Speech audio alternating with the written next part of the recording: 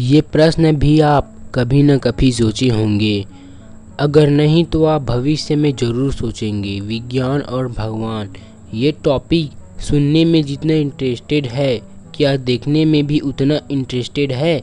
तो हाँ, विज्ञान और भगवान।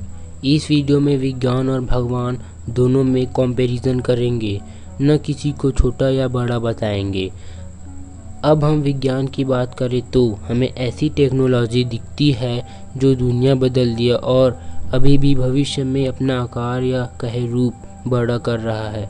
वैसे तो दोनों विचारधारा के लोग हैं, कोई विज्ञान को बड़ा तो कोई भगवान को बड़ा मानता है।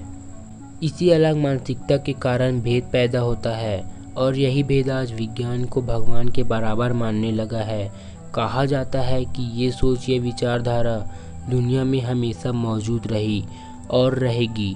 ब्रह्मांड, अगर ब्रह्मांड या यूनिवर्स की बात करें तो भगवान को मानने वाला आज भी ब्रह्मांड में अपना भगवान देखते हैं, लेकिन विज्ञान इसी ब्रह्मांड की खोज कर रही है और कुछ हद तक कर भी लिया। माना जाता है कि पूरे ब्रह्मांड की खोज नहीं हो सकती क्योंकि इसमें ऐसी ताकत है जो वैज्ञानिकों को अपनी काम करने से रोकता है। असल में विज्ञान और भगवान के रहस्य को सुलझाना बहुत मुश्किल है, लेकिन ईश्वर के अस्तित्व से पर्दा उठाने के लिए किए गए प्रयासों से प्रमाणित हुआ है कि धरती पर ईश्वर का वजूद है। विज्ञान कहता है कि वही सब कुछ है, तो कभी वही भगवान के सामने हार मान जाता है। त्रेता युग में हजारों लाखों वर्ष पूर्व रावण के पास ऐसी विमान थी जो उनके इशारों पर चलती थी। ये आज के युग में कोई चमत्कार से कम नहीं और इनको भगवानों ने ही बनाया। हम कह सकते हैं कि पहले भगवानों ने विज्ञान बनाया और आज वही विज्ञान भगवान की खोज कर रही है। 12 मार्च 2018 में स्टीफन हॉकिंस का निधन हुआ। इसे इस युग के बहुत बड़े वैज्ञानिक मानते थे और वास्तविक में ये थे। अपना पूरा जीवन ब्रह्मांड की खोज में लगा दिया।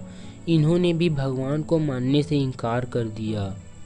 स्टीफन कहते हैं, आज जो भी है विज्ञान की वजह से है। लेकिन मैं आपको विज्ञान और भगवान से संबंधित एक घटना बताता हूँ। 2008 में हार्वर्ड के तंत्रिका वैज्ञानिक इवेन अलेक्जेंडर को ब्रेन डेड की वजह से करीब 1 सप्ताह तक कोमा में रहना पड़ा।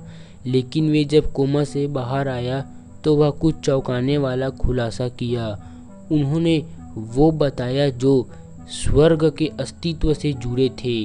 कोमा के दौरान जब उसके मस्तिष्क को स्कैन किया गया तब डॉक्टरों ने पाया कि मस्तिष्क का वो हिस्सा जो सुनता, समझता है, महसूस करता, कार्य करने के लिए प्रेरित करता है, वह पूरी तरह से बेकार हो चुका है।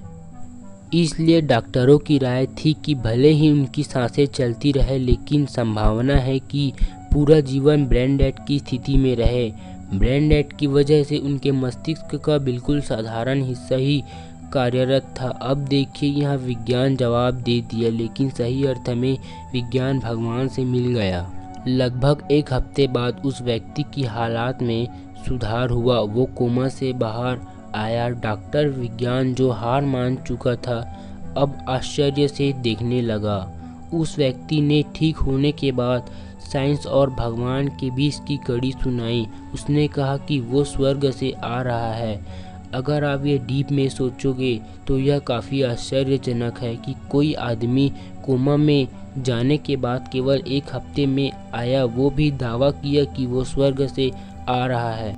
विज्ञान और भगवान के बीच और बात सामने आया है कि कई साइंटिस्ट थे जो भगवान को मानते थे। अल्बर्ट आइंस्टाइन ने भी भगवत गीता पढ़ा है और कार्ल सैगन, जिन्होंने शिवा नाम की किताब लिखी, और बहुत से वैज्ञानिक हैं जो भगवान को मानते थे। जब बड़े बड़े साइंटिस्ट ईश्वर को मानते हैं तो हम क्यों तुलना कर रहे हैं? विज्ञान बड़ा है या भगवान? हमें इन चक्करों में नहीं पड़ना चाहिए क्योंकि इनका हल मिलना लगभग नामुमकिन है।